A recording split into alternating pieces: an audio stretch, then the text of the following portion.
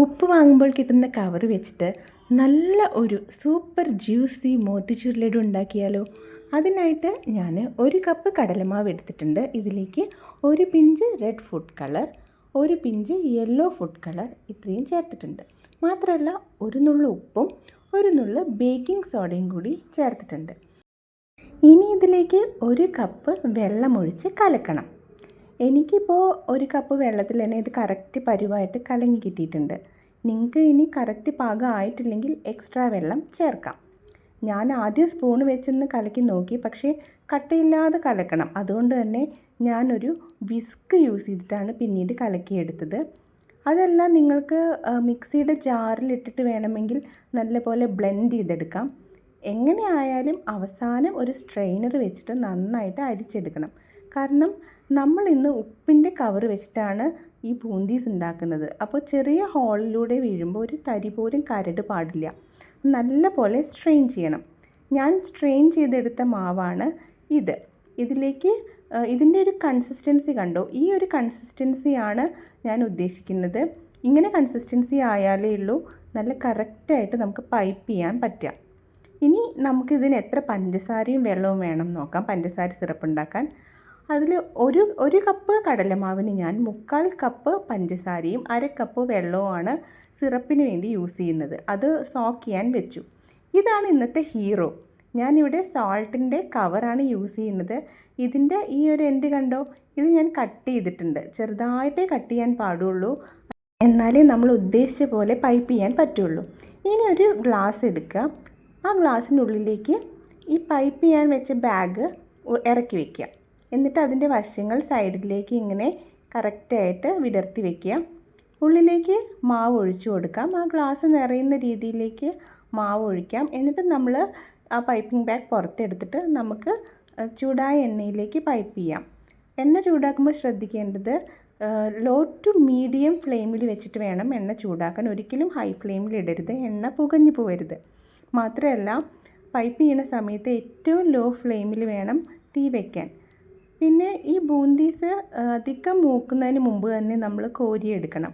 അധികം മൂത്ത് പോയിട്ടുണ്ടെങ്കിൽ നമ്മളിത് സ്ട്രെയിൻ ചെയ്തെടുക്കുമ്പോൾ ഒരുപാട് തവണ എണ്ണ കോരി കോരി ഒഴിക്കുന്ന ഒരു സ്റ്റേജ് ഉണ്ട്. അപ്പോൾ അത് മുരിഞ്ഞു പോകും. കണ്ടോ? ഇതുപോലെയാണ് നമ്മൾ ബൂന്തീസ് കളക്ട് ചെയ്യുന്നത്.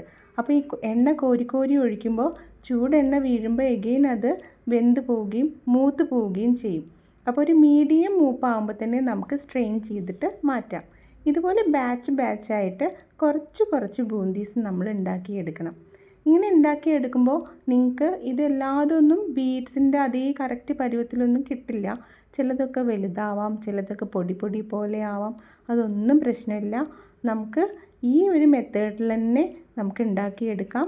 അത് പിന്നീട് പഞ്ചസാര സിറപ്പുമായിട്ട് യോജിക്കുമ്പോൾ എല്ലാം കറക്റ്റാവും. പിന്നെ കുറച്ചൊക്കെ വലിയ രീതിയിൽ ബൂന്തീസ് വന്നിട്ടുണ്ടെങ്കിൽ അല്ലെങ്കിൽ ഷേപ്പ്ലെസ് ആയി വന്നിട്ടുണ്ടെങ്കിൽ നമുക്കൊന്ന് കൈ കൊണ്ട് ഉടച്ചു കൊടുക്കാം.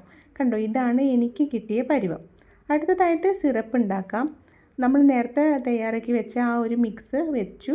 അടുപ്പത്ത് വെച്ച ശേഷം അതിലേക്ക് ഒരു നുള്ളു ഫുഡ് കളറും റോസ് എസൻസും ഏലക്കയും ചേർത്തിട്ട് ഇളക്കി ഏതാണ്ട് ഈ ഒരു പരുവാക്കി. ഒരു തേനിൻ്റെ കൺസിസ്റ്റൻസി. ഒറ്റനൂൽ പരുവൊന്നും ആവണ്ട. അതിന് മുന്നേ നമുക്ക് കിട്ടിയിട്ടുള്ള ബൂന്തീസ് മൊത്തമായിട്ട് അതിലേക്ക് ഇട്ട് കൊടുക്കുകയാണ്. ശ്രദ്ധിക്കേണ്ടത് ഒറ്റനൂൽ പരുവം ആവരുത് പഞ്ചസാര പാനി. അതിന് മുന്നേ നമ്മൾ ഇട്ട് കൊടുക്കണം. എന്നിട്ട് അതിലിട്ടിട്ട് കുക്ക് ചെയ്യണം. ഇതിപ്പോൾ നല്ല ലൂസ് കൺസിസ്റ്റൻസിയാണ്, പക്ഷേ കുഴപ്പമില്ല, അത് സെറ്റ് ആയിക്കോളും. ഇതാണ് സെക്കൻഡ് സ്റ്റേജ്. കണ്ടോ? കുറച്ചൊന്ന് ടൈറ്റ് ആയിട്ടുണ്ട്. ആദ്യം ഇട്ടപ്പോൾ നല്ല ലൂസായിരുന്നു, പിന്നെ സെക്കൻഡ് സ്റ്റേജ്. ഇത് തേർഡ് സ്റ്റേജ്.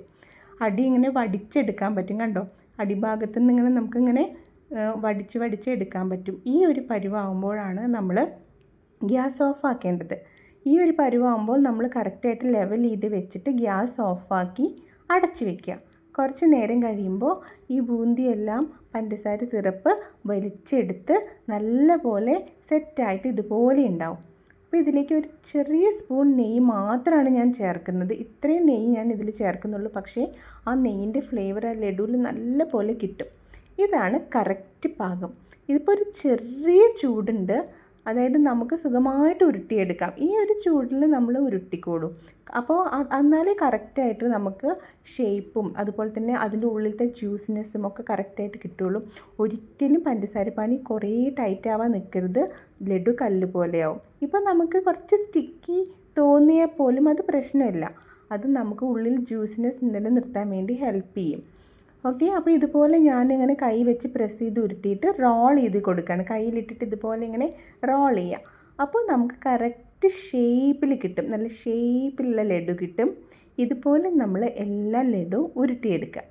അങ്ങനെ എനിക്ക് ഏതാണ്ട് ഒരു 11 ലഡുവോളം ഈ ഒരു മെത്തേഡിൽ ഉണ്ടാക്കിയപ്പോൾ കിട്ടിയിട്ടുണ്ട്. ഈ ഒരു സൈസിൽ ഉരുട്ടിയാൽ തന്നെ ധാരാളം. ഇത്രയൊക്കെ നമുക്ക് ഹോംലി ആയിട്ട് ഉണ്ടാക്കുമ്പോൾ ഈ ഒരു സൈസിലൊക്കെ തന്നെ ഉണ്ടാക്കിയാൽ മതി. ഇതിൻ്റെ എക്സസ് ഓയിലൊക്കെ ആ ലഡുവിൻ്റെ താഴെ വന്നിട്ട് ഇങ്ങനെ നിൽക്കുന്നുണ്ട്. അപ്പോൾ കുറച്ച് നേരം ഒരു പ്ലേറ്റിൽ ഇതുപോലെ വെച്ച ശേഷം നമുക്ക് അത് വേറൊരു പാത്രത്തിലേക്ക് മാറ്റി വയ്ക്കാം. ടിഷ്യൂ പേപ്പറെല്ലാം നിരത്തി മാറ്റി വയ്ക്കാം. അപ്പോൾ ഇതാണ് നമ്മുടെ മോത്തിച്ചൂർ ലഡു. നല്ല ഭംഗിയില്ലേ കാണാൻ? അതുപോലെ തന്നെ ഉള്ളിൽ നല്ല ജ്യൂസിയാണ്.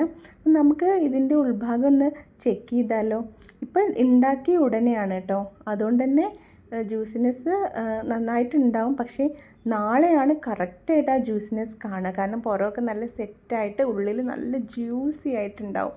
അപ്പോൾ എപ്പോഴും ഉണ്ടാക്കി ഉടനെ കഴിക്കുന്നതിനേക്കാൾ ബെസ്റ്റ് നെക്സ്റ്റ് ഡേ കഴിക്കുന്നതാണ്. നന്നായിട്ടില്ലേ? ഉൾഭാഗം നല്ല ജ്യൂസി ആയിട്ടില്ലേ? അപ്പോൾ എല്ലാവരും മോത്തിച്ചൂർ ലഡു കവർ വെച്ചിട്ടുണ്ടാക്കാൻ പഠിച്ചല്ലോ. ഇതുപോലെ എല്ലാവരും ട്രൈ ചെയ്ത് നോക്കൂ കേട്ടോ. നല്ല ടേസ്റ്റാണ്. ഇങ്ങനെ നമുക്കൊരു കണ്ടെയ്നറിലേക്ക് മാറ്റിയിട്ട് യൂസ് ചെയ്യാം. Thank you for watching.